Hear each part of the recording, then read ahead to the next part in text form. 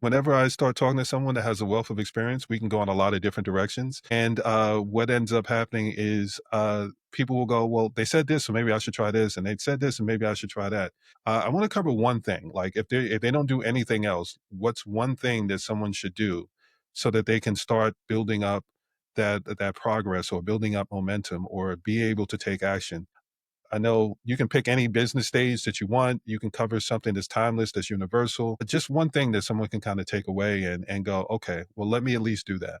I think the one thing that any business owner can do, especially if they're early stage, maybe pre-million, you need to focus on developing a quality lead source.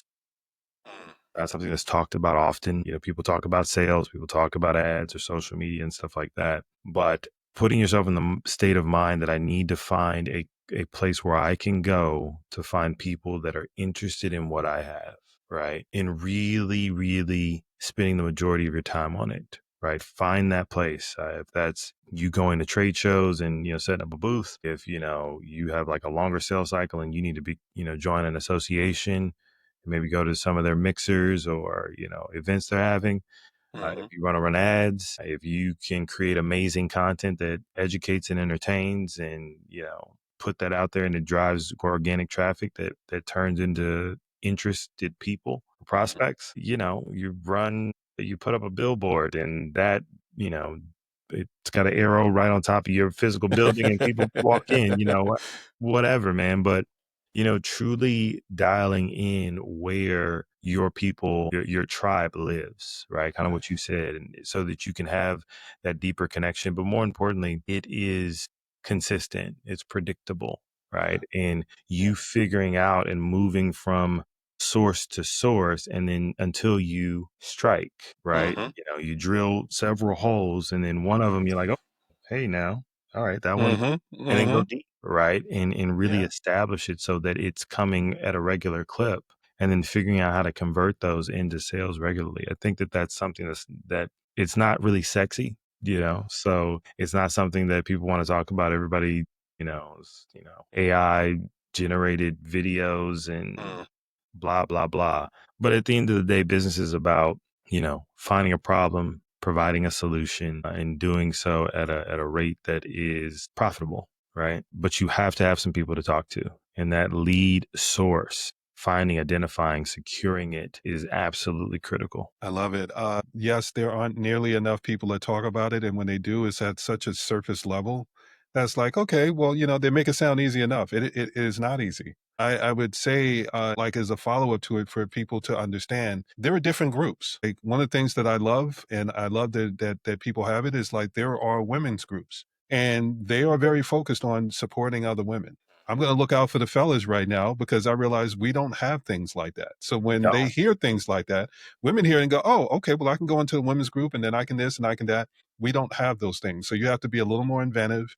You have to understand, okay, well, I have to figure out another way to be able to do it. So I'll also say, understand the problem and understand how they're prioritizing the problem, because that's going to allow you to be able to have that conversation, and you'll find that conversation all kind of places. I'll try to explain to people, when I say prioritize, there's wants, needs, nice to haves, guilty pleasures. If you're selling something that's a want, and you have a short sales cycle where you need to be able to turn that around in a quick amount of time, then you're selling the wrong thing. If you have a need and they're prioritizing it and they know that it's something that they need to be able to get sooner than later, then that gives you a shorter sales cycle. If it's a nice to have, like think going into a grocery store and they have candy bars and sticks of gum up by the register. That's a nice to have.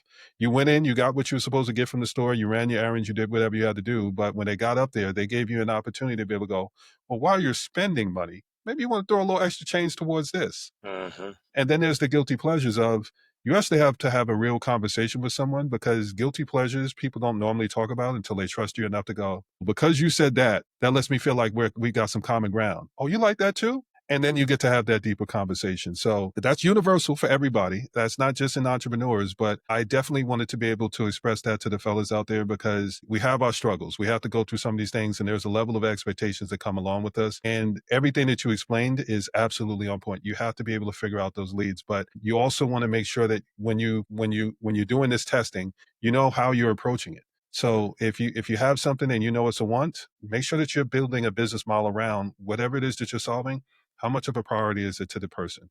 Because that's going to dictate the kind of conversation that you're going to have with the person. And once you know that, then it allows you to be able to read the room and start to find the places where you can do well. We can go into those women's groups, but we have to do it with the understanding of, okay, I'm the one guy in here, so I can't come in and go, well, you got to do it this way or you got to do it that way. You have to be able to come in and go, I'm not stepping on anybody's toes. I'm just adding an observation. Yeah. And then allow you to be able to have people come to you because I mean, it's one of those things where if you have everybody saying something similar and you come in and you say something slightly different, they're going to be the people that say, I don't want to. The whole point of sales is, at least in this era, when everybody's an expert, is you're not trying to move with the crowd. You're trying to stand out. So put yourself in a position where you can be that person. I see a lot of people go into groups where everybody does the same thing. And my thing is, no, no, no. Go into a group where you're adjacent to what that person's doing, or you're running in a parallel where they're doing something, you're all going in the same direction, but what you do is slightly different. That's going to allow you to stand out. And don't go in trying to sell. Go in and have a conversation of go, well, I mean, I'm not going to tell you how to be able to do something, but this is how I go about doing it. Somebody will seek you out in that situation and go, you know what? I've tried doing it all these other ways. Maybe trying it this way may be something that can work.